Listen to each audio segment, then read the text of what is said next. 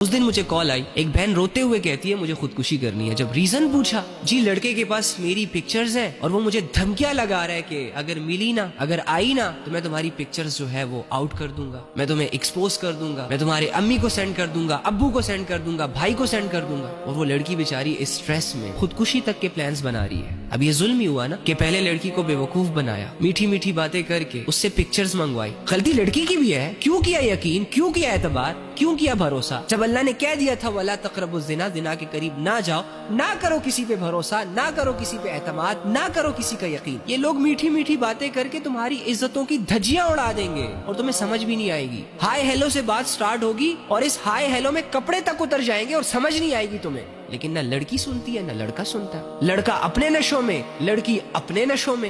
پھر جب ایسی آزمائشیں آتی ہیں تو ان کو لٹکنے کے خواب آتے ہیں، حرام کاموں میں اپنی زندگی گزار رہے ہوتے ہیں، اور جب تھوڑی سی آزمائش آتی ہے پھر تو مرنا بھی ان کو حرام طریقے سے ہوتا ہے۔ تو اب وہ ظالم ہے وہ لڑکا۔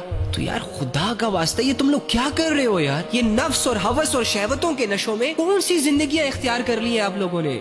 اندھے ہو گئے ہو، بہرے ہو گئے ہو، کیا ہو گیا ہے تمہیں؟ ایسا کون سا نشہ کیا ہوا ہے تم نے جو اللہ کی بات بھی اثر نہیں کر رہی، قرآن کی بات بھی اثر نہیں کر رہی، رسول اللہ صلی اللہ علیہ وآلہ وسلم کی حدیثیں بھی اثر نہیں کر رہی؟ او ظالم کیا کر رہے ہو؟ کیوں ظلم کر رہے ہو خود پر، لوگوں پر؟ ایک چھوٹی سی بات تمہیں سمجھ نہیں آ رہی کہ یہ دنیا تمہارے لیے ایک آزمائش ہے۔ اگر جنت کے شوق میں، اللہ کی محبت میں نیک اعمال نہیں ہو رہے تو جہنم کے خوف سے ہی برے اعمال سے رک جاؤ، ظلم سے رک جاؤ، بے حیائیوں سے رک جاؤ۔ قیامت کے دن جو ظالم لوگ ہوں گے نا وہ اندھیروں میں اٹھائے جائیں گے، اللہ سختی سے ان سے حساب کتاب کرے گا۔ جنہوں نے لوگوں کی زندگیاں تنگ کی، جن کی وجہ سے لوگوں کی دنیا اور آخرت بگڑی، یہاں اگر وہ پکڑے نہیں گئے، یہاں اگر ان سے کسی نے پوچھا نہیں، کسی قانون کے ہاتھ ان تک پہنچے نہیں، تو وہ یہ نہ سمجھے کہ ہم بچ گئے۔